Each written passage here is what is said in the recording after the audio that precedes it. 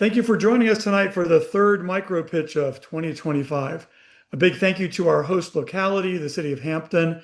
We also like to thank the cities of Newport News, Williamsburg, and Poquoson, as well as James City County and York County. Yeah, Gary, in less than 2 hours, we are going to know the first group of pitchers that are going to, or I'm sorry, the third group of pitchers that are going to advance to the championship event on November 5th. So for tonight and with each of our other micro pitch competitions, we'll have 10 founders pitch tonight, and then the top three from tonight will advance to that championship pitch event in November. So what you're watching tonight is the third group of the year. But before we get started, Gary, what are the rules? We just have a few. And one is that we ask that you refrain from using the group chat feature to make comments to everyone, especially while someone else is pitching. We don't want to distract the pitcher. And if you want to use the chat feature to connect with a specific person, please go direct in the chat with that person, preferably after they finish pitching. And then just ask you to just keep that in mind as we go forward. And we're ready to get started. We have 10 pitchers tonight. Each pitcher will have 3 minutes to pitch their business, and that'll be followed by 2 minutes for Q&A with the judges. And the way Q&A works is that all three judges will ask their questions, judges one question, ask their questions one after the other. We have an order, and I will request that you do your question. And we've switched the order around a little bit, so just wait for me to call on you. And then pitchers wait till all three judges have asked their questions, have something to write those down with, take some notes, and then you'll have 2 minutes to answer the questions. And Tim will let you know if when the time is up on the 2 minutes. The 2 minutes start when you start talking. So those are the basic rules. And Tim, speaking of judges, who are the judges tonight? Yeah, we do have three judges tonight, Gary, and I will let them, I'm going to give them like 30 seconds to allow them to introduce themselves. We do put a lot of effort into the judges because we want to ensure that you all pitching tonight this is your entry point into the ecosystem. So it's great to have recognition by these judges. But the first judge tonight is Amber Hamilton from Redwood Rise. I said that correctly the first time. I'm proud of myself. I'm proud of you Amber. too.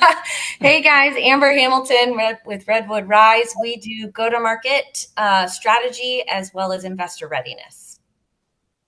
And we have Joe from 757 CoLab.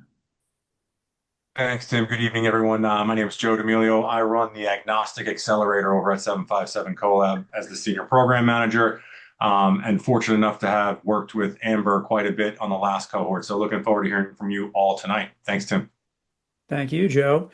And we have Dan Gerard from Cycling Virginia. Yes, I've been involved in entrepreneurism for over 30 years. Helped establish business assistance centers in the city of Dallas. I was past president of the Virginia Business Incubation Association, and we're 23 years at the city of Hampton, and oversaw a lot of the incubator programs there. Welcome back, Dan. Thank you. Appreciate you coming back. So how will this program work in terms of pitching this evening? We're going to have the first five pitchers go, then we're going to take a short break. Once we return, the final five pitchers will pitch. The judges, we're going to move them over into a deliberation room, and then during that time, we'll open things up for an internal Q&A discussion and filibuster a little while the judges do their thing. Once they've decided on who those three people are that are going to advance, they are going to return to the webinar here, and then we'll announce which businesses and founders are going to advance to the championship pitch event on November 5th. But to the pitchers, as a reminder, we know that you're nervous, so just a friendly reminder, when it's your turn to pitch, unmute yourself, share your screen if you have slides. Once your pitch is done, stop sharing your screen. The judges are going to ask all their questions in succession. Don't start to answer early. And then after that last question is asked, then you go ahead with your answers. I will start the timer for your pitch, and for those questions. When you start talking, I'll tell you when it's time. When you're done answering those questions, mute your mic. And I think it's time to get started. Yeah, if you're not muted right now, judges included, please go ahead and mute yourself, and then we won't get any distractions on the pictures.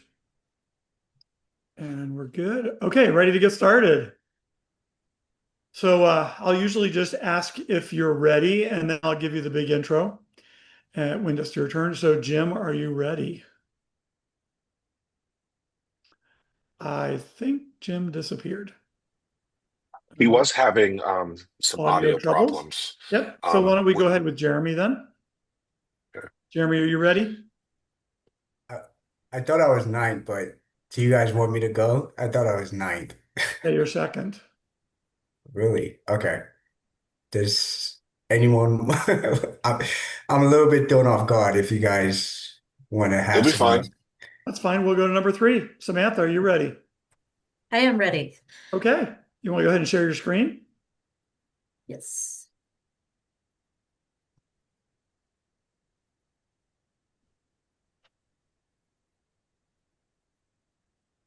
Bonus points to Samantha for going first. Humanity will not survive. Oh, don't start yet. Oh, no? Okay. Nope, not yet. But you're ready. Your screen is on, and I'm going to give you the big intro. Okay. Everybody, please welcome our first pitcher, Samantha Johnson from Augmented Solar Power. Hi, thank you. Humanity will not survive climate collapse. The primary problem maker with climate collapse is fossil fuels. However, several different types of renewable fuels have become available on the market. Unfortunately, several of them have higher investment cost and higher risks in terms of technology, like fusion, or where you have to place them, like wind and geothermal. Solar has found a place, though. It's very common now. And Virginia has invested heavily in solar power, $9.8 billion to be exact. But solar still has some problems too. It requires a lot of land use, and it only samples a fraction of the electromagnetic energy that we get from the sun and from space. So there are highly energetic cosmic particles that hit the Earth all the time. And they produce high energy radiation on the surface of the Earth that is, it's relatively low levels, so it's safe, but it's not really used for anything. And this happens at all times of the day. So this could be harvested. And so we propose the idea of having a material that sits on top of your solar panels as installed to harvest this additional radiation. And so these panels, so the idea is that this would go onto existing infrastructure. And so I'd like to introduce Solar Boost. Consists of myself and Dr. Lundgren. We are ex-NASA experts in electromagnetics. 100% of energy is supposed to be renewable by 2050, according to the Virginia Clean Energy Act. And over 60,000 solar installations already exist in Virginia. Most of those are homes, as opposed to commercial. But there's still quite a bit more that could have solar panels on them, and almost 200 solar companies in Virginia. So we think that we could license our idea of this technology to solar providers, and then scale up from that with small scale manufacturing of the film material. The exact power generation that we would get with Solar Boost is unknown at this moment, because of the lack of information around on Earth particles that we would know about. But with a small investment, we could do some materials testing and find out. And that is time. Thank you. Okay, thanks. You can unshare your screen. And we'll go ahead and start with, I have something to write down questions, capture them from the judges, and then don't answer until they've all three asked their questions. So first, we're going to start with Joe. Thank you, Gary. Samantha, great job. My question is going to be, um, when you do have that licensing model, or if that is the plan, have you already reached out to some of the bigger solar players in Virginia as your potential, first customers?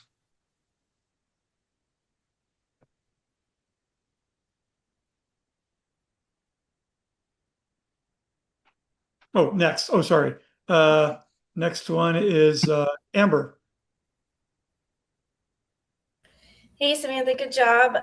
Do you have any idea in terms of what you could predict that the energy capture would be, where it would be enough to compete with some of the other ideas or options that we have? And then Dan. Have you looked at what it costs to would be to retrofit existing solar panels? And you have 2 minutes, and when you start answering, Tim will start the clock.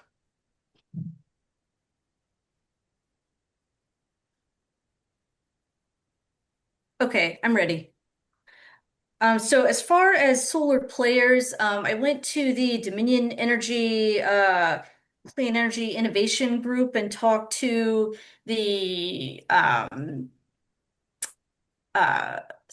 someone there who said that being able to put a film on existing solar panels would be advantageous.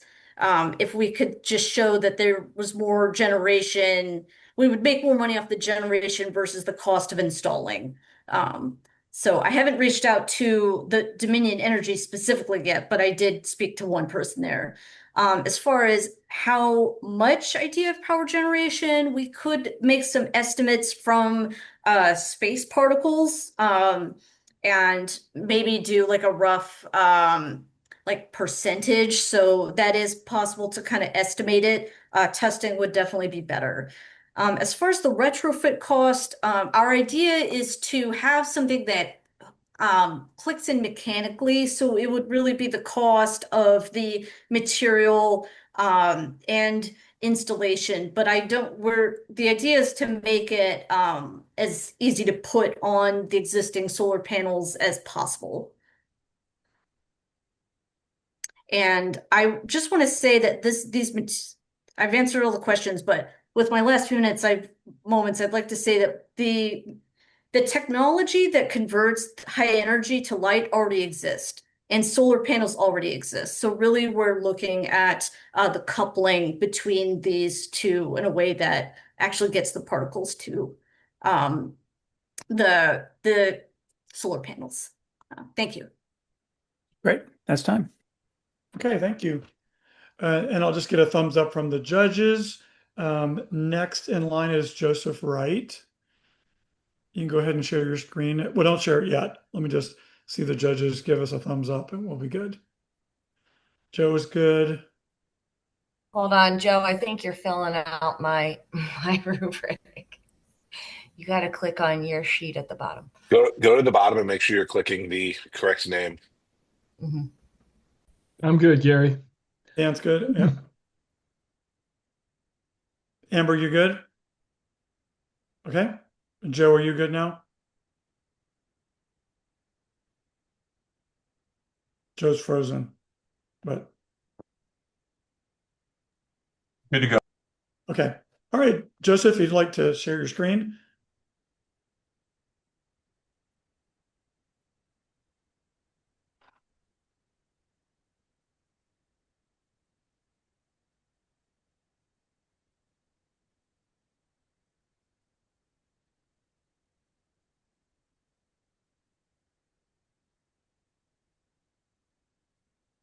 All right, Yeah, good evening. play from the start. There you go. Okay, ready to go? Awesome. Yes, sir. Everybody, please welcome Joseph Wright from Loyalty Technologies. Good evening. Thank you. Local Waste, Local Water, Local Solutions, Sustainable Water Filtration by Joseph Wright, founder and CEO of Loyalty Technologies. Our drinking water is being contaminated by forever chemicals. These are toxic compounds that don't break down in the environment and build up in our bodies. They're known as PFAS, but in the science world, we call them polyfluoroalkyl substances, but just call it PFAS. And no, that doesn't mean that's what it makes you do. Sorry about that.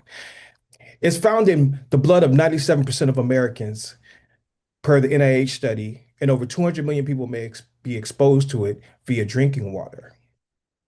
PFAS comes from the industry of manufacturing and wastewater treatments. For example, they end up in our environment, ultimately in our food, and then we are exposed to them and they cause illness such as cancer. The remediation of these emerging contaminants and others in our water supply are treated using granular activated carbon. Over 50% of the US supply comes from just 5 states. The US is the leading importer of coconut shell activated carbon globally. This is a threat to national security. Due to increasing US divestment in coal-based carbon faces rising extraction and transport costs. The EPA predicts $37 billion in additional costs to address PFAS water treatment. The EPA just set the strictest drinking water standards ever for these pollutants. At Loyalty Technologies, our solution turns local agricultural and municipal waste into high-performance carbon for water treatment and other applications using green technologies. This creates a stable domestic supply chain that lowers costs, reduces dependence on foreign imports, and strengthens resilience for our communities. Our business lines: activated carbon media. Today, utilities pay approximately between $3,500 to $5,000 per ton for imported coal and coconut activated carbon. Our local waste-derived carbon can be competitively priced at $2,000 to $3,500 per ton. Over a 5-year period, our carbon will save large utilities upwards of $2 million. Our target customers: manufacturers, water treatment firms, US government, farmers, refineries. Over 200 million Americans may be exposed. I'm sorry. Over 200 million Americans may be drinking PFAS contaminated water. Our technology provides local, low-cost solutions. Invest in us today. Thank you. And that was time. Okay, thanks. You can go ahead and unshare your screen. And this time we're going to start with, you have something to write down the questions or capture them? Yes, sir. Okay, we're going to start with Amber. Hey, Jessica, good job. I'm a little confused. Are you providing the coal or the transportation for the coal to get where it needs to go? So we Don't answer until That's just the my, all yeah, three. that's my question. Yeah. Okay. And Understood. then next is Dan. I'm still unsure of how you're converting what type of agricultural waste into this product that can help purify several solutions. And then Joe. Yeah, my question's kind of around the secret sauce. What's going to protect you from somebody else coming behind you and doing the exact same thing? Okay, you'll have 2 minutes as soon as you start talking, and Tim will let you know when your time's up. Okay. All right, awesome. Thank you for your questions. We do not specialize in transporting the coal. We actually synthesize and create and manufacture the coal. I'm sorry, the carbon, which is just another allotrope of carbon. The coal is our allotrope of carbon. We actually manufacture and produce the carbon for wastewater treatment.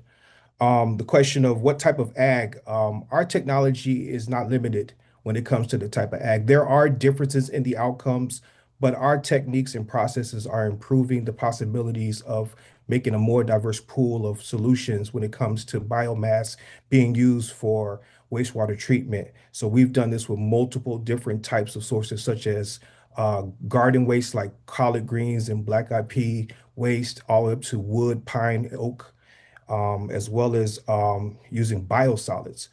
Um, IP, what will stop folks from protecting us? Well, we are patent pending in terms of our process, and we functionalize our carbon to target certain specific outcomes when it comes to pollutants. So we'll have an actual formula that specializes our carbon for treatment of specific, and in this case, we want to target PFAS, a very popular and understood problem in our water treatment world.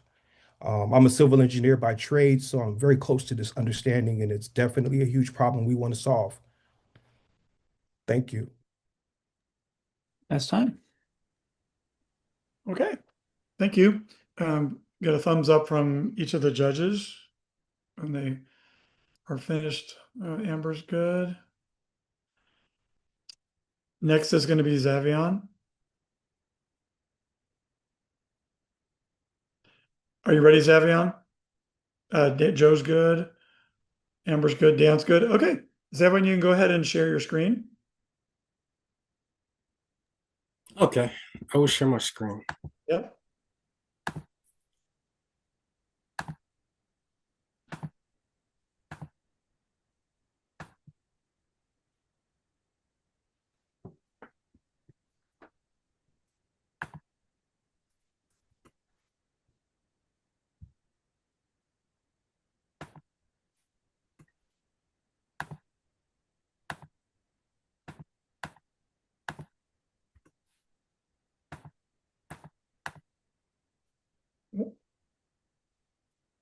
Are you going to share the screen or? Yeah, I'm trying to share it. I'm just having some technical difficulties.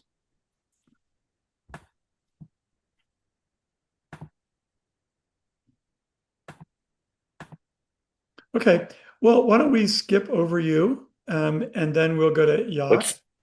Let's try and do Jim. So let's see if Jim's ready. He's Okay. back on. Oh, Jim's Yep. back on? Okay. Yep. Yeah, Jim, you good? I think I'm good. Can you guys hear me? Yes, and can you hear us? Oh, Okay, well, beautiful. Jim, Zavion, you can figure out what's going on your end. So Jim, are you ready to go? You can share your screen. Yep, I'm going to share my screen. Apologize, I got to pull everything back up because I had to run down and grab my daughter's computer to log on. Okay.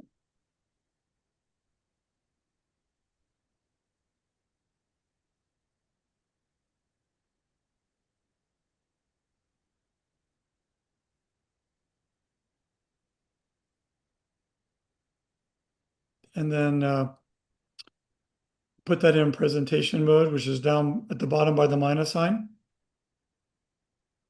By the minus All the way sign. down the far. Yeah, there you go. All right, I'm here You to ready to talk go? about. Yeah, I'm ready to go. Okay, everybody, please welcome Jim Hilbert from Cargoil. Yep. So the cargo gargoyle, also known as the cargoyle, is aimed to protect cargo in transit, at rest, and being shipped, either be overseas or back here to the U.S. It's not a small problem. We're looking at a $35 billion problem annually, with rises in over 27% year over year. Electronics, pharmaceuticals, booze are a lot of the high dollar items that are taken, and we are coming into this space to try to limit the. If I can take 1% off at 35 billion, I'll be happy.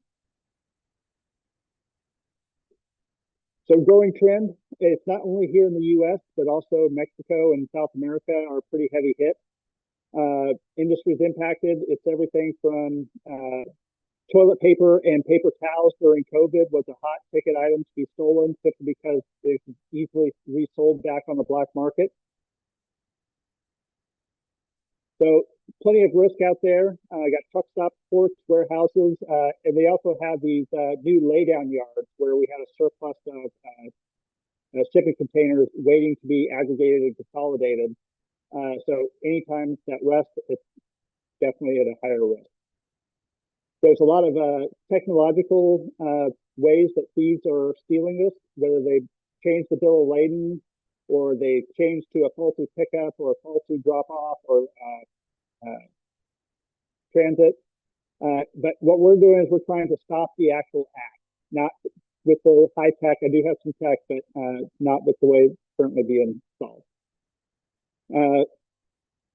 Opportunity scale is pretty ginormous. If I can get just 1 to 2% of the people who are adversely affected by cargo theft, we'd all be singing "Be Millionaire." All right, so the cargo. What is the cargo?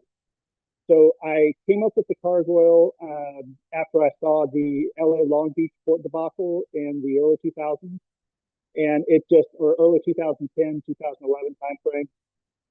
And I just couldn't get over the fact that Union Pacific $5 million a day at the Port of Long Beach, LA. And I started looking at well, why is this happening? Who's made a better mousetrap? And diving into it, I realized no one has looked at these shipping containers and how to secure them ever since they rolled out into the market in the 80s. So that's what we're doing. It's very unconventional. So this is our cargo rail. So this goes on railroad boxcars, and it's a fancy doorstop. It is a heavy-duty, fancy doorstop that it only opens up about 6 inches to where no human's getting in or getting out. However, it allows enough room for any customs or the Border Patrol agents to shine a light in and see what's going on. And that is Super time. simple. Oh, all right. Okay, thanks. If you want to go ahead and unshare your screen. Yep. And then ready for our judges' questions. Got something to capture those questions? Yep. Okay, we're going to start this time with Dan. A very good presentation. I appreciate your looking into this problem. I'm still, so you've got one for the rail cars, but what about trucking and other forms of intermodal transportation? And you do talk about how it is electronically traceable. So can you elaborate a little bit on that? Okay. You want me to do that now or wait? Yep, and just wait for all 3 questions. Okay. Right. And next one is going to be Joe. All right. Thanks, Jim. My question is, along a similar lines, if this is traceable and trackable, security concerns, are there any as it relates to people now having access to more information about where this freight is going? So can bad actors get the information about the logistics involved from your systems, or is it secure? Okay. And then Dan. Or Amber, sorry. Yeah, I'm mostly curious as to why somebody hasn't figured this out yet with if your numbers are correct in terms of the potential market. Are there any barriers for why this hasn't been addressed yet? Okay. Okay, so you have 2 minutes once you start answering. Tim will let you know when your time's up. All right. So Dan, to your question, yes, I do have, if I wasn't long-winded so bad, I do have a lock for a shipping container door. And I also have a Bluetooth-enabled puck lock that transmits at 256 bits per 256 megabytes encryption rate that you can track your vehicle. You can remotely open it, remotely close it, and there's that. So in regards to the people in the added security question, it's 256 megabyte encryption. Is it hackable? Yes. Is it likely? Not really. They'd be better off to just bring in a big giant drill or a milling machine to mill it off. And then barriers. I'm the only one that I'm aware of that's trying to something new with shipping containers and railroad boxes. I have yet to see anyone dance along the same path that I'm on. And ultimately, we would love to produce a cargo for grain, produce a cargo for natural gas, produce a cargo. We would love to hit all the commodities and the different modes of transportation they're in, but we just got to make more money first.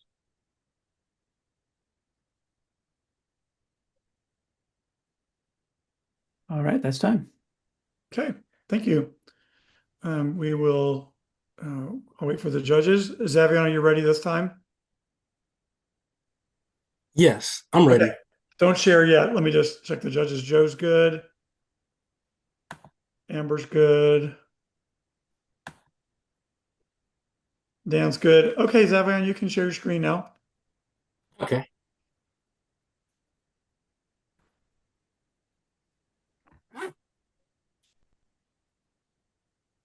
And you want to put it in present mode. There you go. Okay, ready? Yes, I'm ready. Everybody, please welcome Xavion Taylor from Zector Technology. Hello, everyone. Thanks for coming. So today I will be talking about my company and a product that is very precious to me. So Zector Technology is a company that consults and delivers robotics and technical solutions for any problem. So you come to me with your needs, and I can hop in Autodesk Inventor, design, prototype, and build a solution. So, for example, the problem that I'm currently working on is world hunger. So, to solve world hunger, I chose to use robotics. So, the the name of this robot is called the Botanical Bot. The goal of the Botanical Bot is to autonomously farm. So the robot will dig holes, plant seeds, water the seeds, and check the soil moisture with water sensors to automate tasks. So as you can see in the pictures, these are the functionalities. The funnel is where the seeds and water drop down into to pretty much make sure that everything falls into place. And what you see on the left is the arm digging system, which is like a pneumatic valve, a motor, and then the cylinder piece is like an auger, where when you rotate it and spins, it digs the soil upwards, and then you put it in reverse to drop it back down. Now, when you're solving a problem, you have to understand what causes the problem. So one of the biggest causes of world hunger is poverty.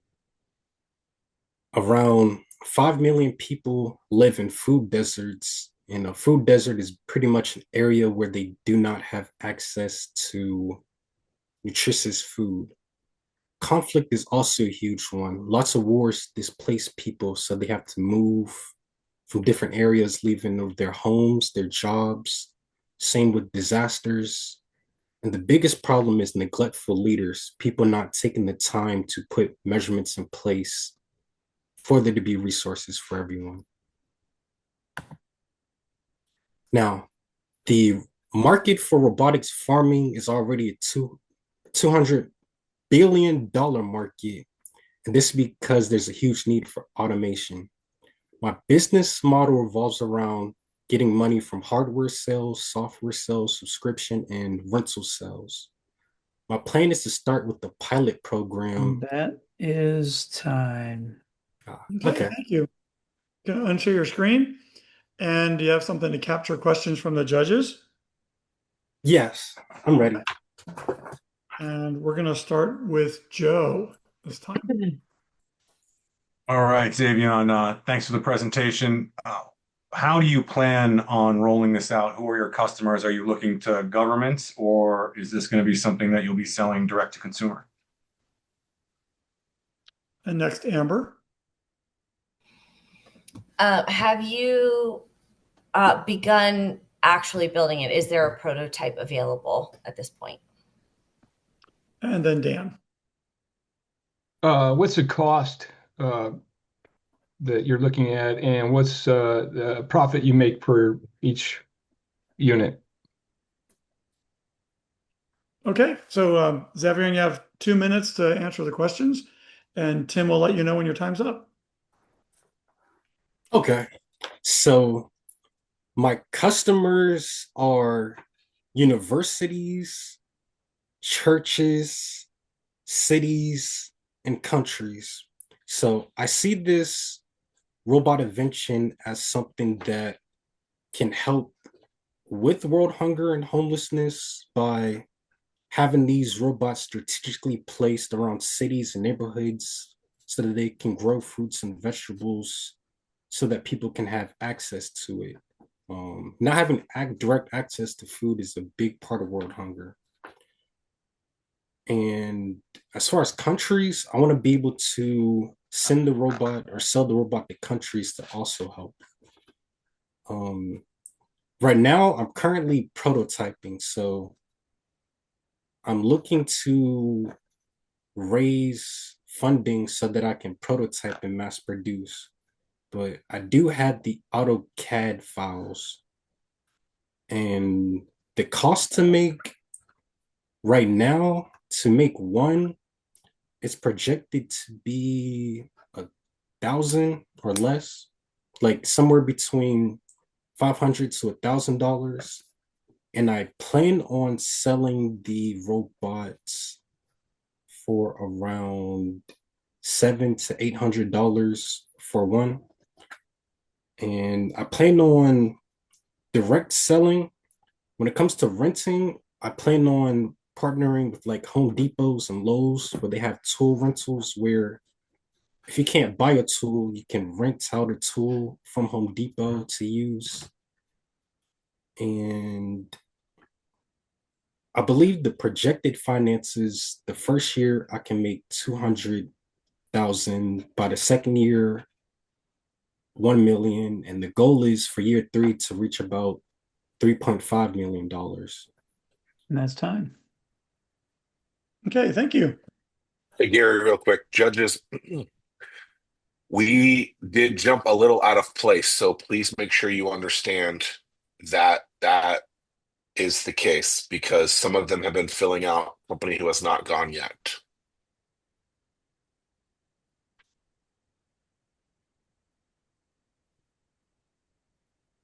The order was It was the order that we've Samantha. gone through is Samantha, Joseph, right, or Augmented Solar Power, Loyalty Technology. Then where we go from there? Cargoil. It was Samantha, Joseph, Jim, Yep, Cargoil. Then Cargoyle, Sector Technology. and then yeah. Yep, okay. Please accept our apology for the slight confusion on that. Yeah. Technical difficulties. I'll wait for a thumbs up from the judges. Are you guys all settled? Amber's good, Joe's good, Dan, you're good. Okay. Next, Yak, are you ready? Okay. Yes. I'm going to share your screen. Yeah, share my screen. Let's see. Am I sharing? Yep. Oh, cool. I can make it full screen. Yep. There you go. Okay, please welcome Yak Wong from Mechastructure. The dawn of the new space era is here before our eyes. With rapid launching rockets and increasingly advanced robotic become available, an ancient art of the previous space ways, one humanity have not yet mastered, is now more relevant than ever. The very art that will help humanity to establish at the present beyond planet Earth. The nations is in the path to string up our space present, an effort led by NASA and in partnership with our aerospace industry. In space assembly is the key to build the infrastructure needed to address many incredible variable space systems that are simply too large to launch fully assembled. For example, solar array tower at least 50 meters high on the moon can power a lunar base the size of the International Space Stations. Telescopes with mirror over 20 meters in diameter are essential for finding exoplanet, and nuclear-powered spacecraft 100 meters long can significantly shorten the time traveling between planets in our solar system. The problem is there's no easy way to deploy these space assets other than building the assets entirely or at least partially in space. So you can kind of see some of these things on our orbit on the moon or on the way to Mars. The structure that needed for all these space assets is very difficult to build. That's why megastructure is the robotic structural system designed at deploying these large space assets in remote extreme environments. For example, like the lower orbit, the moon, and sorry, that was something moving. on our orbit or on the moon or on the way to Mars. And these robotic agents not just will building the structure, but will also operating on the structure once they are complete to do more complicating large-scale operations, such as building habitat and all that fun stuff on the moon surface. My name is York Wong, and I'm the founder of Megastructure and a former NASA engineer, one of the very few people have comprehensive knowledge and hands-on experience, along with several patent and patent pending technologies on in-space assembly and technologies. My company Megastructure is operating on a dual path business models, serving both aerospace customer and people who need a similar technology here on Earth that might otherwise be too niche or too expensive just to developing that kind of technologies required for terrestrial use case. And by doing so, we can lower the cost for our aerospace customer, and because we have a much bigger market volumes. I'm building a team with former NASA engineering and leading expert in the world on in-space assembly. And the truth is, the next generation of space attachment will not build themselves. But And that is time, Yak. Okay, thanks. You want to unshare your screen? And then have something to capture some judge questions. So, oh, there you go. There you go. You ready to get some judge questions? Yes. Okay, we're going to start with Amber this time. Hey, Yak. Great job. What might you said you were going for dual use, so what might a non-space commercial option be for Megastructure? And then Dan. Yeah, great presentation in terms of the problem. I really admire that, and I know it's going to be a clear problem for the future. But what kind of so your customers really is space, right? Not so much here on planet Earth. So can you just elaborate how you're going to make money on this? And then Joe. Yeah, so who are your competitors in this space? I mean, I know there's Blue Origin and SpaceX who are working to kind of bring this to reality with shifting manufacturing up into space. But who else is in this in this arena? Who are your competitors? Yep. Yeah. Basically, so you have 2 minutes, and Tim will let you know when your 2 minutes are up. Okay. So we'll first start with like the Earth-based questions, and essentially that the technology we develop is not space specific because it's really meant to be on remote extreme locations. So you can kind of imagine, like, for example, somewhere in the mountain that some people near a cell phone tower just being really high. And typically, if you try to do something like that, it will be much cheaper just to do it instead of buying existing technology to do it. Or maybe on the Arctic, where it's very cold, again, very similar to space in many aspects. So these technology will be deported there, and then the structure will be building themselves. And ultimately, it will be operating some of those structure or facility once it's complete. Also, like, for example, undersea will be one other operations, or even sometimes like movie set that people just require a system that they can just build and then take apart and then try to build something else with it. So those are some of the Earth-based applications that we come up with. As well as competitor, now that's very interesting questions because, you mentioned Blue Origins. One of the problems with Blue Origin right now is that they are too busy building the rockets. And ultimately, and my guess is maybe within the next 5 or 10 years, they were doing what I'm trying to do. But again, at that point, they may be a little bit slower than we are in terms of getting these started. And we have seen some of the technology they develop. And arguably speaking, at this point of time, they are very similar to what we have, or maybe a little bit behind. So that's why these have to move fast if there's any operation to success. Yeah, so it's not just for space, but it can also do a lot of fun stuff. we talk about James Cameron and some of his movie talk about building all the structure on the planet Pandora. And then when I look at the movie and I say, oh, well, that's probably not how you should do it. But, if you have me as your advisor, I can help you do that better. That is time, Yak. Thank you. Thanks, Yak.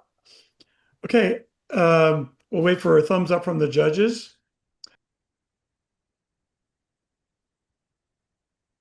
Okay, you ready? Yep. Everybody, our next pitcher, please welcome Johnny Stewart from StuTech. StuTech would like to present iForce, on-demand personal security that cares. Late one evening, a young college student named Maya was walking home after a late shift after work.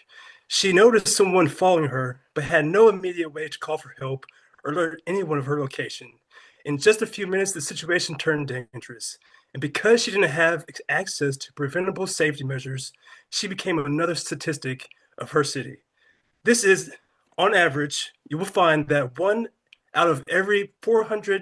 there's one officer to every 400 civilians, and there's an average response time of 15 minutes per call. Our solution is to develop a system that leverages an existing network of private citizens to create a fast response security service that utilizes AI for more efficient police deployment. This gives us giving crime prevention, rapid response, and peace of mind. Our market size is that we want to be able to feel safe. So this is clear from our security revenues that we see that reach up to $4.46 billion in 2025.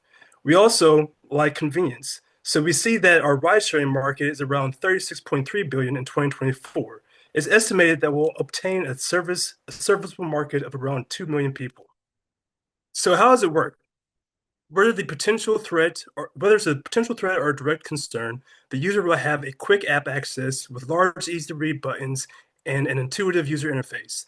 The user can either opt for live screen through the app directly or summon personal security. The live video, either from the user or personal security detail, will be streamed to the correlating police precinct using an AI-driven algorithm that will determine if the threat level is enough to dispatch police units if necessary. So our business model, we have 3 streams of income. So it's first business to consumer, charging a percentage of each transaction, business to business, charging a monthly fee to maintain the AI dispatch system, and also charging for training fees to our security contractors.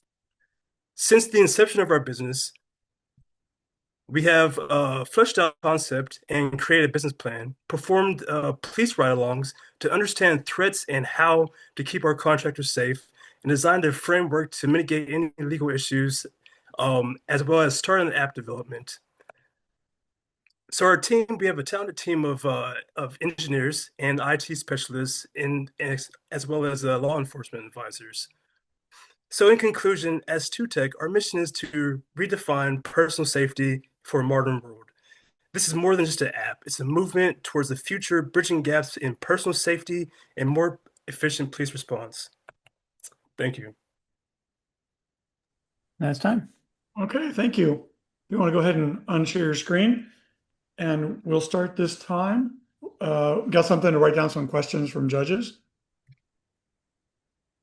Yes? Yes. Okay, we'll start with Joe. All right. Great presentation, Johnny. My question is around the legality that you kind of touched on. What are some of the concerns, especially as it relates to personal privacy for those who might not be using that app, but are going to get swept up in the information and data collected? And Amber? Yeah, in line with that as well, how are you going to protect from, if you're using citizens and not trained law enforcement, how are you going to protect against just personal bias and, potential escalation? And Dan?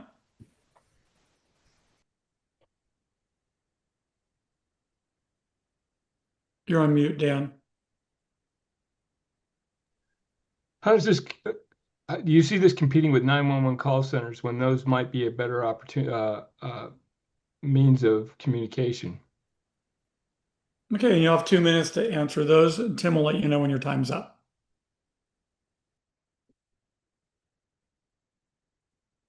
Yeah, so first the personal privacy and then the legality of that.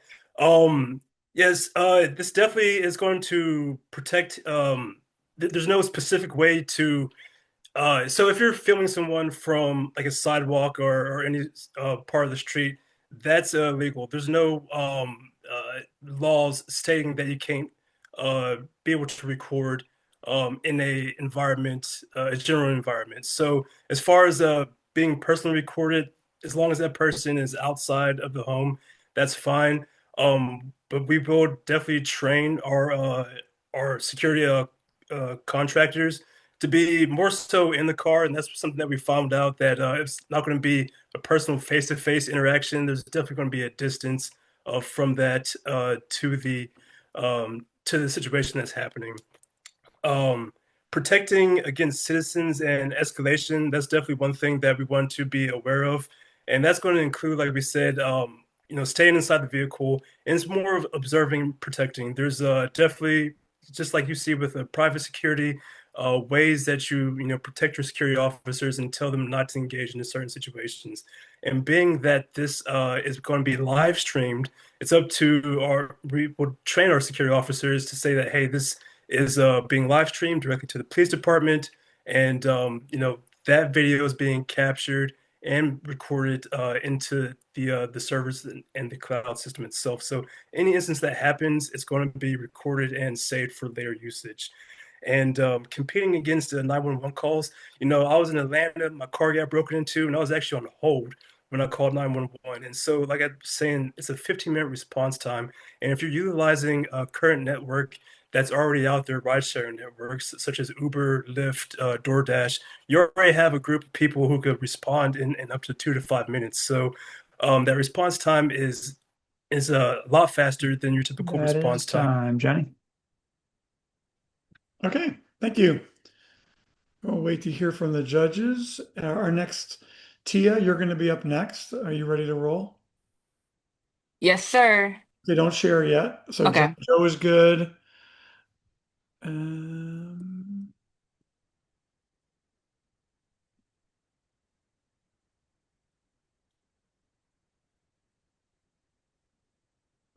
just waiting on Joe. Judge thumbs up if I didn't see you. Amber's good. Dan's good. Okay. Tia, you can go ahead and share your screen. All right. Hmm. Sharing my screen.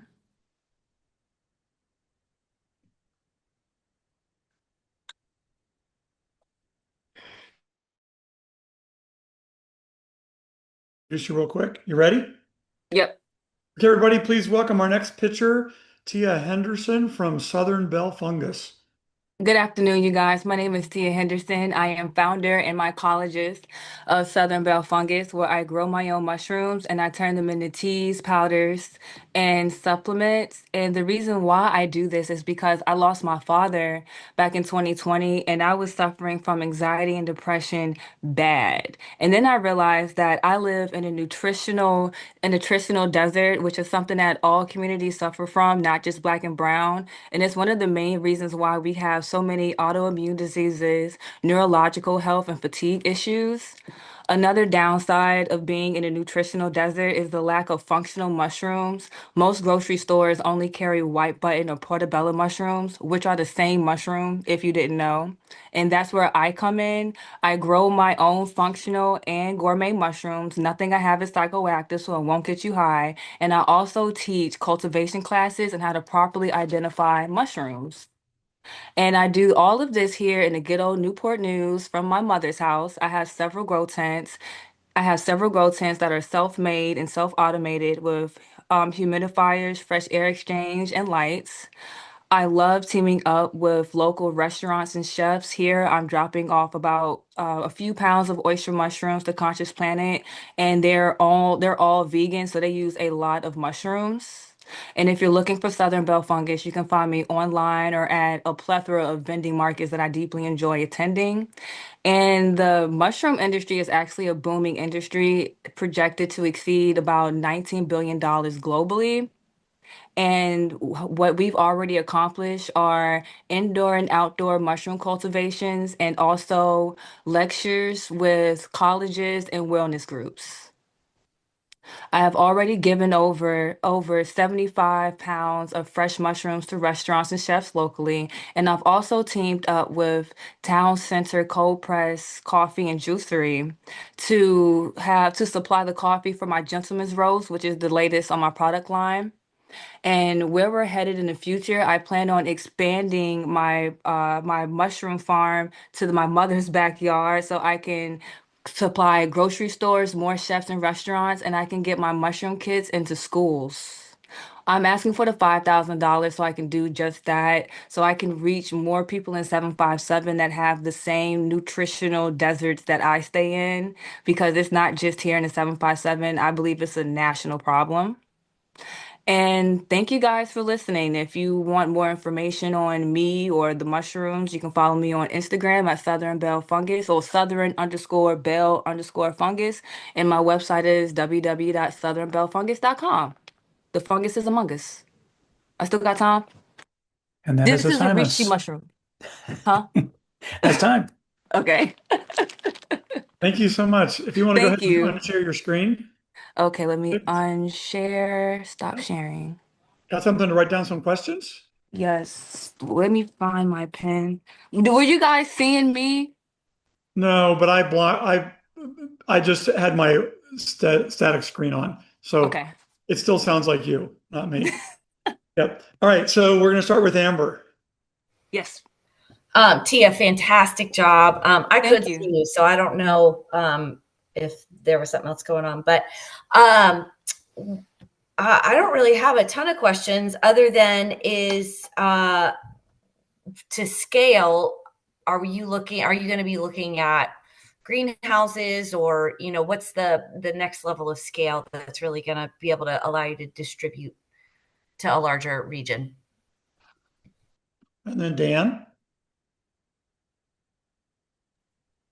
I noticed you're doing mushroom coffee and stuff like that, but can you tell me what's some of your immediate product needs now and what kind of profitability that is? And then Joe.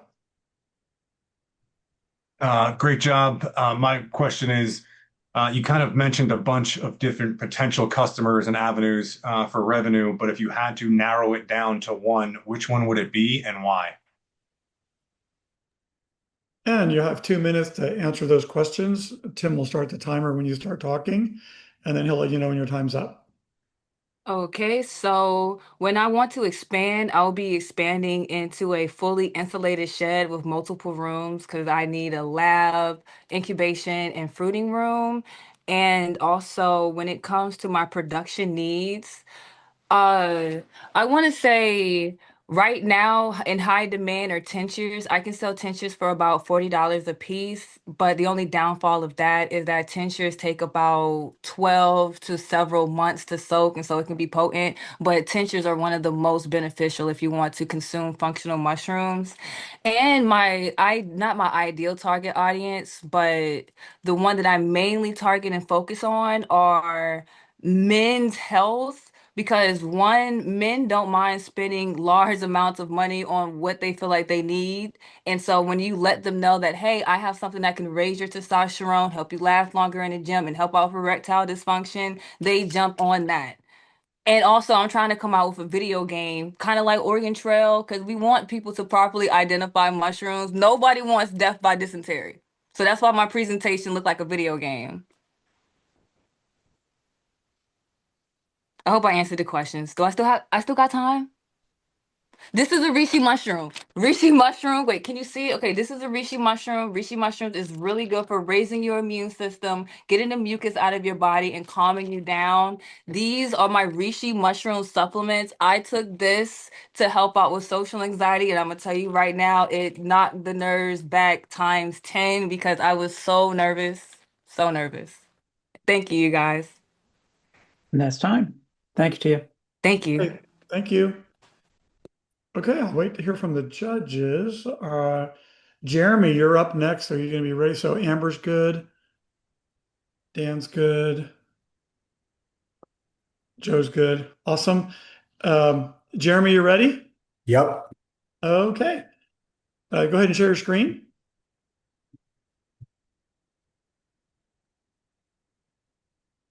Are you able to see? It's still taking a second. There we go.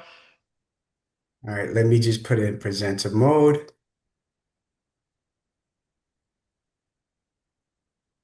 Can you guys see well? Not yet. Okay, you ready? Yep. Okay, everybody, please welcome our next pitcher, Jeremy Vincent from Globekin. Hi, I'm Jeremy Vincent, co-founder and CEO of Globekin, an e-learning platform transforming screen time into hands-on real-life learning. Growing up, my entrepreneurial mindset was shaped by working alongside my mom in her cafe and my dad on construction sites, learning by doing, observing, and building. And this is my wife and co-founder, Carla. Diagnosed with dyslexia at age 6, it was creative arts camps and painting classes that helped her find her voice, build confidence, and thrive beyond the classroom. Together, we've seen firsthand how enrichment changed lives and how hard it is for many families to access it. The problem is clear. Families spend over $5,000 a year on enrichment, yet for every one child enrolled, three remain on the waiting list. That's over 25 million children missing out due to cost and limited access. Now, digital tools should help, but nearly half of parents we spoke to can't find high quality content, and 79% want tools that connect screen time with real world growth. So, as a solution, Globekin bridges this gap. Here's how it works. Our global playground of content featuring virtual excursions, day-in-the-life videos, DIY demos, and more is designed to spark curiosity and help children connect with the world around them. To boost engagement, children will earn tokens by completing game-based activities integrated into our content. These tokens can then be redeemed for real-life rewards for things like summer camps, museum tickets, theme kits, and more, available in our partner-backed marketplace. Finally, parents receive personalized reports with insights and suggestions for offline activities, turning passive screen time into measurable growth. Unlike other platforms, Globekin is purpose-built for out-of-school enrichment, combining digital engagement with tangible experiences. And we're targeting the $122 billion US e-learning market by focusing on the overlooked $5 billion out-of-school time segment. Capturing 5% of our SAM represents a $250 million opportunity. We sell directly to parents, including homeschoolers, through a freemium model with basic and premium tiers that offers exclusive content, progress tracking, and real-world rewards. We'll acquire these customers through focused digital campaigns, community engagement, and referral incentives. So far, we've conducted over 100 plus customer interviews, secured 200 plus beta signups, and 59% of families plan to use Globekin weekly. We also did a pilot with the Fulton County Library, which drew 30 families, and we have 3 letters of intent. And we've just launched our MVP, and we're actively onboarding families to test and validate our platform. To lead this effort, we've assembled a well-rounded team, and with 750,000, we'll enhance our technology, expand our content, and scale to 2,500 users, projecting 500K in revenue by the end of 2026. And that is time. Thank you. Thank you. Go on, unshare your screen. Grab something to catch some questions from the judges. And we're going to start with Dan this time. Thank you very much for your presentation. I'm just curious how's it helping with kids in certain areas? Are you focusing on areas like math and the STEMs, or is this more of a game platform? And how does it help with tutoring problem child? And next, Joe. All right, outstanding presentation. I'd like to hear where is the content coming from? Is it all yours? Are you guys creating and generating, or is this content that you are licensing from elsewhere? And Amber. Fantastic job, Jeremy. Thank you so much. My question is, if kids do not have access to an iPad or something like that, do you have any solutions for access to your platform? And when you start answering, Tim will give you 2 minutes on the clock, and he'll let you know when your time's up. All right. So just to start off, for our MVP, we are focusing on STEAM subject matter, science, technology, engineering, art, and math, because we feel like within this AI evolution, that's a big concern of parents, like getting their kids into the STEAM careers and opportunities. So we will be focusing on that, but we're thinking about the platform more as a YouTube structured learning platform that basically covers all topics, but we are starting off with STEAM topics because that's on top of mind for parents for now. The next question was around the content. We are using Gen AI tools to help to accelerate our content development. So that's part of our strategy initially. Eventually, we do want to license content from various, licensing parties, but also we want to create a creative toolkit that would allow the creative community to build content on our platform to help to expand the library even more. So think about it like, YouTube again, where we have a creative portal for other people to build and grow the library. The last content for access, we are making it available on all devices. So we do want to have it, whether it's on mobile devices, tablet, or even being a web application as well. One of the things that we are in discussion with is with the library specifically is trying to figure out how we can partner up with the library to provide it access on library devices. So that's another way we're looking to bridge some of those access gaps as well. Last time. Okay, thank you, Jeremy. Wait to hear from the judges. And final pitcher tonight will be Jessica. Are you ready to go? Yep. Don't share your screen yet. Just need to see the judges' thumbs up. Is Joe good? Joe's good. Amber's good. Yep, Dan's good. You can go ahead and share your screen.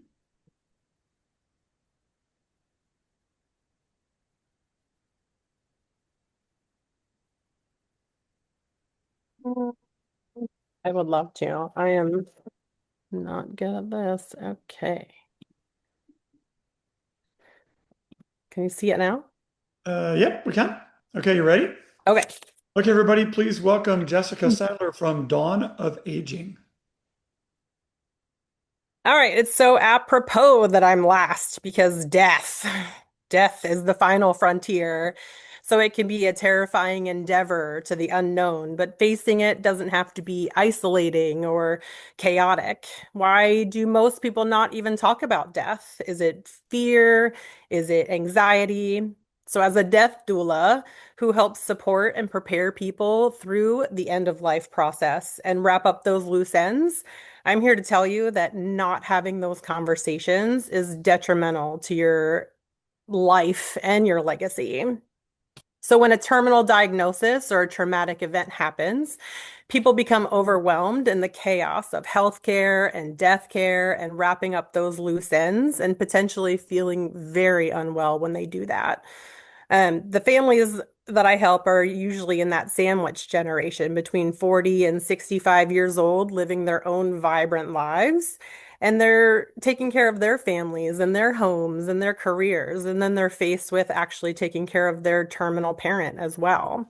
So resources do exist, but if society is so opposed to talking about death care and those resources, how are we finding them? Where are they? Are we even using them?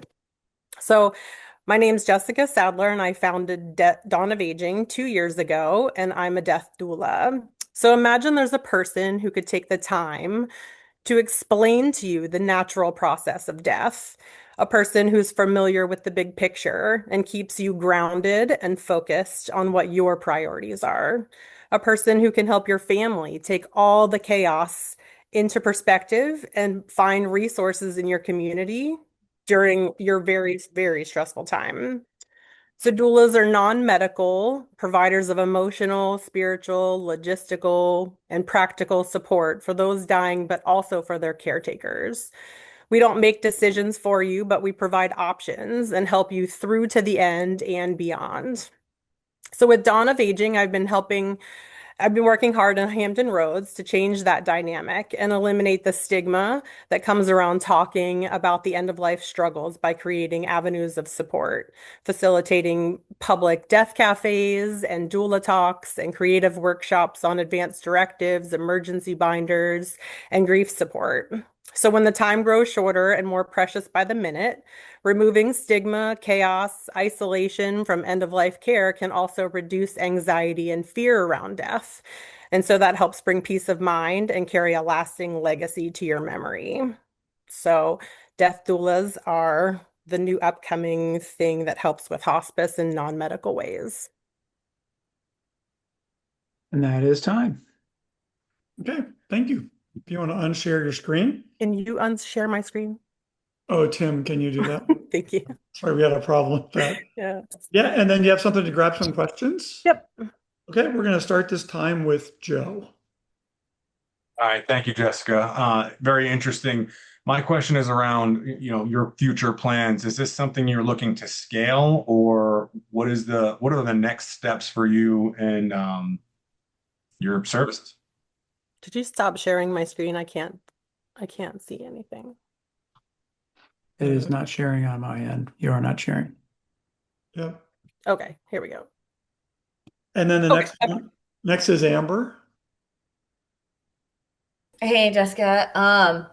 Is there a training option, or again, I guess similar in line to Joe's question of like, in terms of the business model of this for you specifically, do you want this to just be kind of your small local owned business, or is there opportunity for certifications or trainings or something to be able to provide the service beyond? Because I think it's really powerful.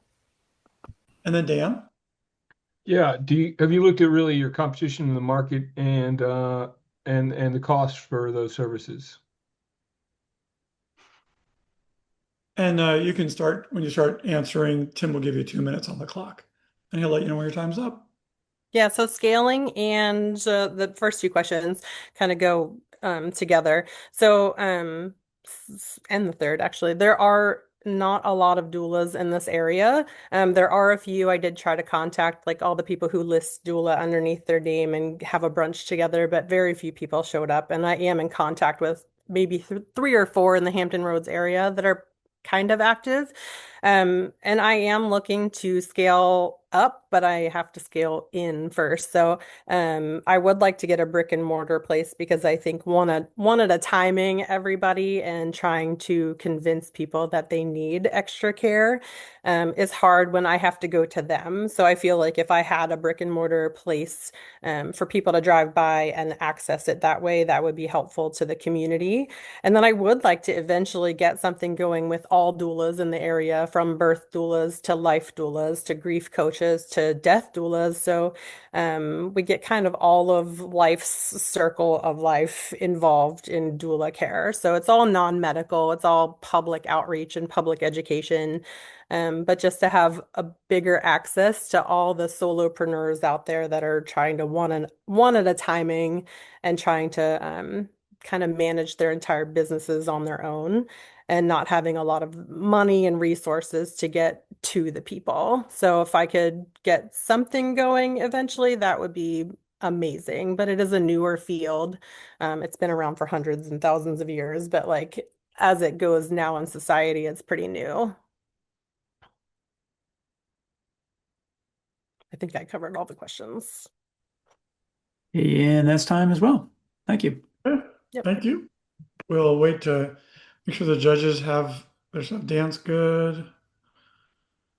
Joe's good. Amber's good. Okay, the judges, you should have a link. And you've been talking to Zach, I think, and you should know where you can go to your breakout room. And then everybody else hang here, and Tim's gonna, well, I We're think gonna watch Zach's gonna go Gary with the judges, but with his hand puppets. Tim's gonna do the hand puppets instead because Zach's leaving. Oh, that's right. That's right. So everybody else hang out here. So Amber's gone. Dan isn't Okay. gone yet. We can talk about Amber. We can talk about Amber, yes. We can't talk about Joe. Joe is gone. We can now talk about Joe. And Dan is still here.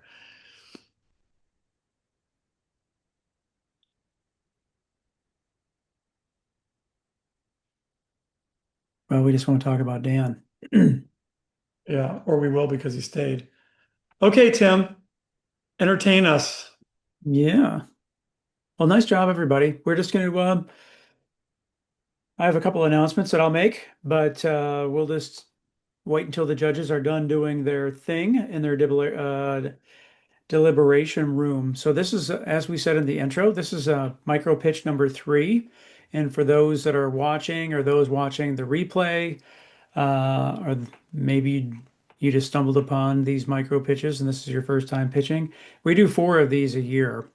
And the next micro pitch will be on October 8th. So it is just around the corner. Also, as I mentioned, the championship pitch is November 5th. So we are coming to the close of the 2025 pitch season.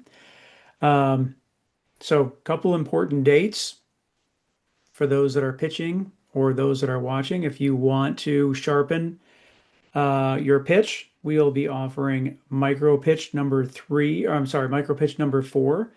That will take place on September 24th. So mark your calendars there. I will throw a link in the chat. And then 2 weeks after that will be micro pitch number 4, which is October 8th. And then once those 3 from October are determined, then that will round out our top 12 that we have for our championship pitch event on November 5th. So if tonight you didn't feel like it was your best night, I encourage you to reapply, try again in a couple weeks. If not, then you have to wait until likely next March to try this all over again. So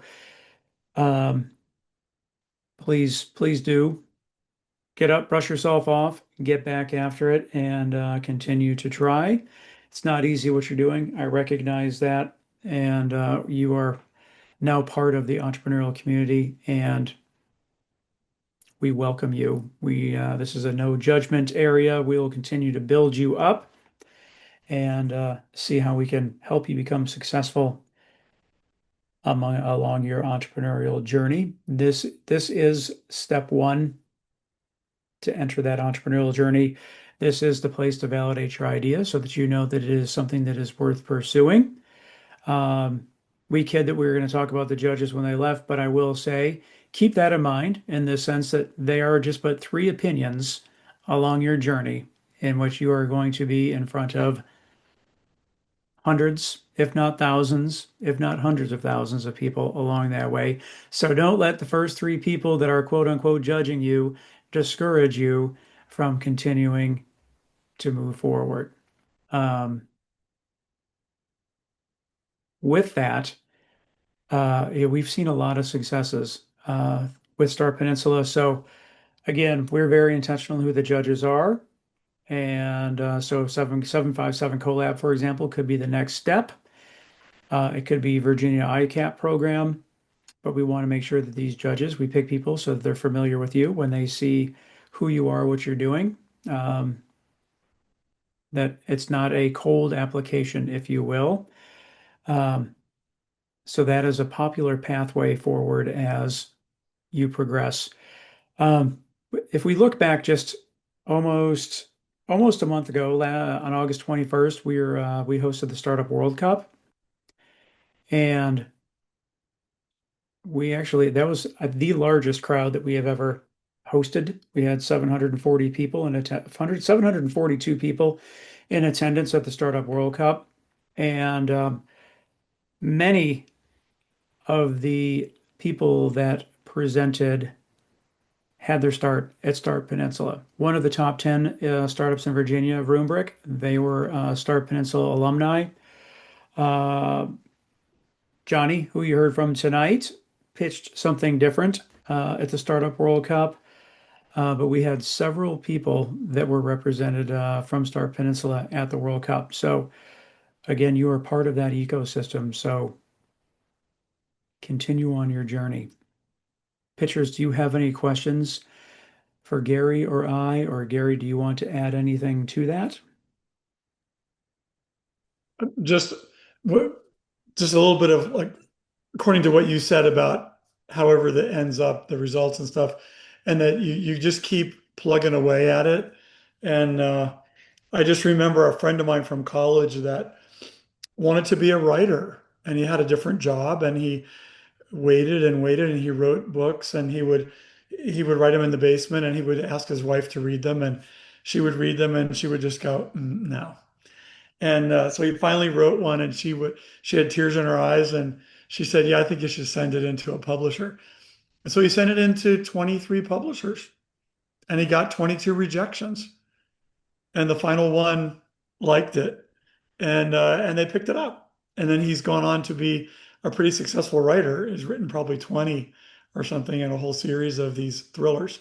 So it's kind of cool that you just never know what you could wait and wait and wait, and then it's the right time and the right item, and somebody heard it. So I just think that's a cool story that all of us who are entrepreneurs are hoping somebody will like it, but it's just not the right time, or it's not the planets align at some point, and it happens. So I remember, Tim, what was the picture you used to have in your office? It said, "The dream is free, the hustle costs extra." Very true. Yep. Samantha, did you have a question?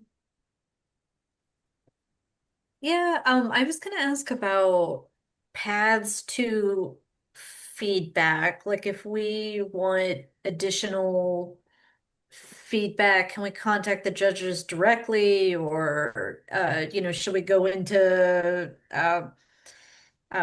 Start Peninsula's, should we schedule, like what is that, Yeah. Thank you for asking. So yeah, you can certainly reach out to me, and the judges are always very, very open.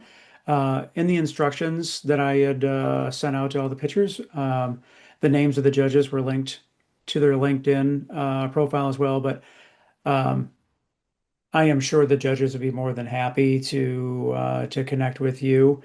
The only thing that I will say, for the three people that advance. Um, the judges are very, very helpful. We don't know who the final five judges are going to be for the championship pitch, but we would just ask if the judges offer to be a mentor. Wait, and if you are in the championship pitch, please postpone that mentorship with those judges until after that competition. We just don't want there to be any conflicts of interest. And that's just because the judges are so helpful. And I'm happy to provide feedback. I'm sure Gary would be happy to provide feedback as well. But that is one of the things that has been truly amazing about the entrepreneurial community that we have been building. When I say we, that is a very large we, is just how helpful everyone is to just help everyone succeed. And yeah. So please reach out to me and we can certainly make that happen. Thank you. Thank you. Yeah. And this recording will be available. Everybody can go back and watch their pitch, right? Yep.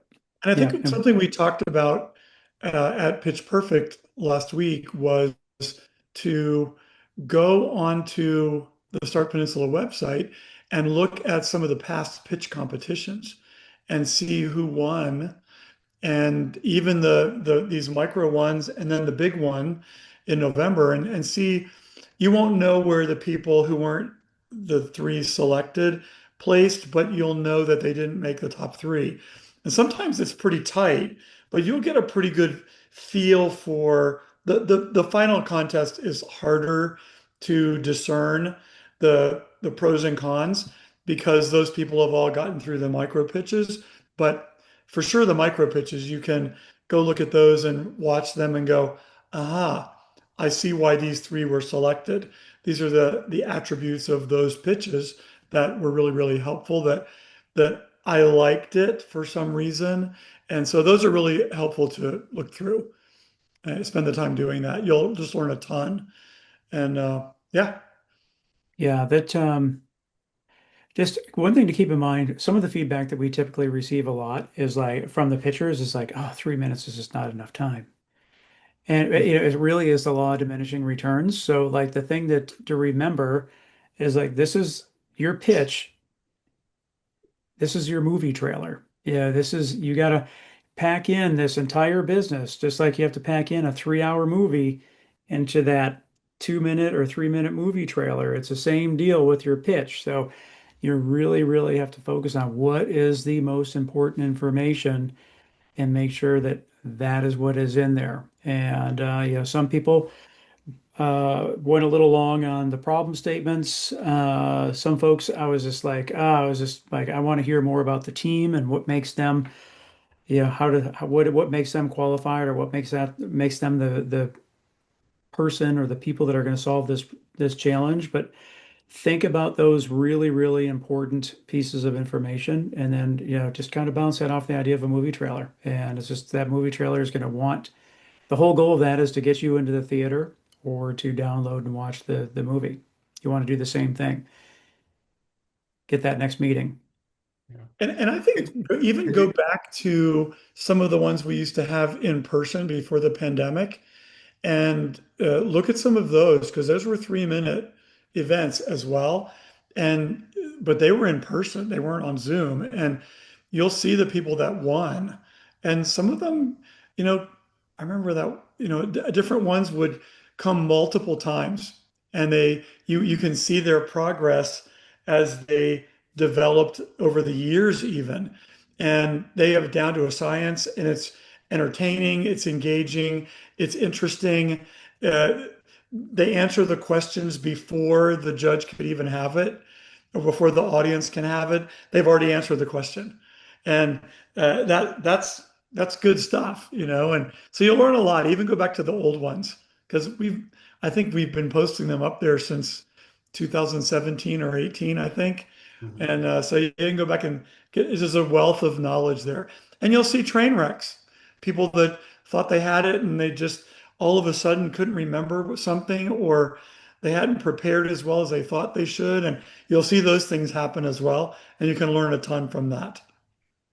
So, Question on the final pitch. What is the structure of it? Like timing and um, questions. Is it still 3 minutes as well? It Or it is still 3 minutes. It is a different rubric. So the whole adage of what got you here is not going to get you there. So we'll be adding things. But for those people in the top 12, we will have a private pitch perfect session to give them the opportunity. We'll go over what that rubric is, and then give people, tell them what they're looking for. So business model, traction, those would be some of the things that are going to be added to the pitch. And yeah, so for those people, that final pitch perfect event, that's October 22nd. But that is just limited to the top 12. do we still have the dance factor in there in the final? There's a I don't, dance off. Is there a yeah, dance off factor in there anymore? I, I think that we are bringing it back this year. Oh, we're bringing the dance factor back. That'll be Mhm. nice. Yeah. Yeah. Cool. Well, the judges are very busy, it seems.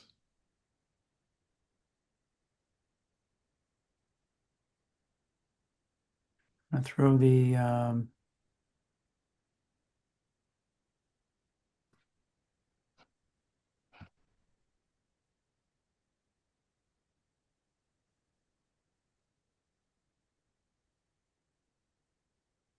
that is the Pitch Perfect registration link. We do, and for those people that have applied to pitch, um,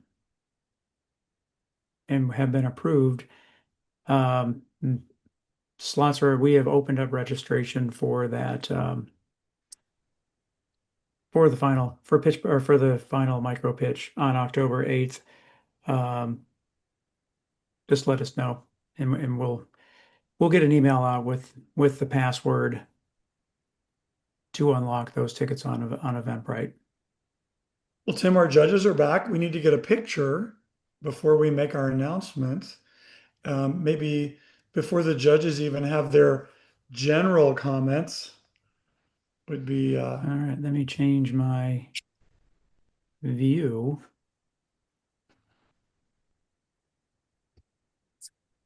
So the joke is that we always take the picture before we announce the winners, so everyone is smiling, because that's just how it goes. And a few of us have to make sure our hair is right.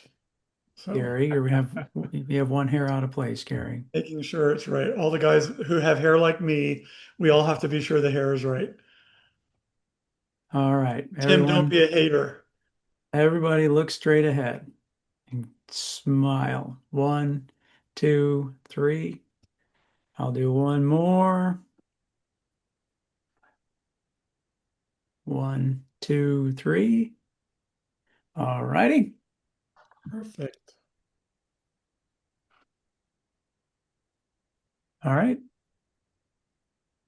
Judges, anyone want to make any comments before we make the big reveal?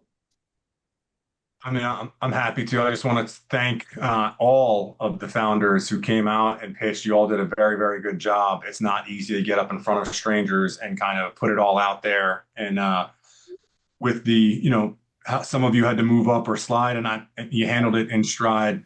Really great job. So Tim and Gary, thanks for the invite. This was a blast. Mm-hmm.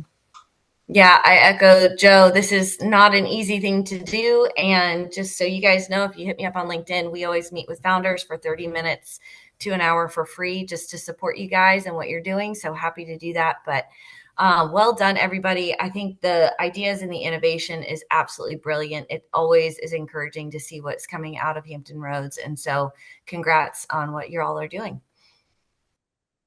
No, I just want to encourage everybody today, even if you're not one of the top three, continue on, never give up, never surrender. There's so many resources in the region. You should continue to work with Tim and all the others are in the region to improve on your businesses and just keep going. Don't give up. Okay, I have results. Are you ready for them? No one's ready. Everyone's ready. Oh, Jim's giving us a thumbs up. We're ready. Okay, this is not in any particular order. It's just the three. So the first one that I'm going to announce is Loyalty Tech. The second one is Cargoil.